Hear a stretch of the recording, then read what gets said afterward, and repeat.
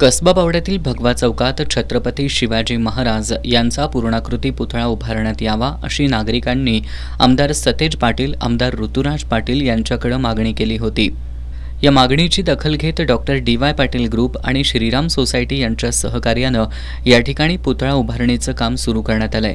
पुण्याचे प्रसिद्ध आर्किटेक्ट प्रसन्न देसाई यांनी शुक्रवारी या कामाची पाहणी केली। यावेळी त्यांनी पुतळ्याचं काम गतीने सुरू असल्याबद्दल समाधान व्यक्त केलं। शिवाजी महाराजांची मूर्ती इथे स्थापित होणार आहे।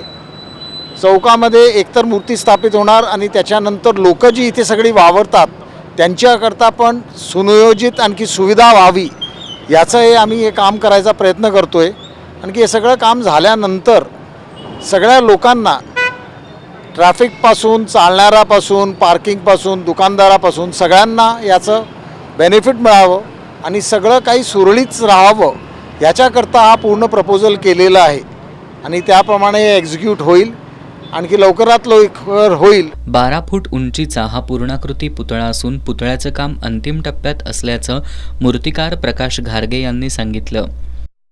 जे मिनिचर चित्र आहेत त्यांच्यावर आधारित आहे आणि गेली 4 ते 5 महिने त्या मूर्तीचं काम चालू आहे आणि सध्या त्या मूर्तीचं मेटल कास्टिंगमध्ये अंतिम टप्प्यामध्ये काम आहे।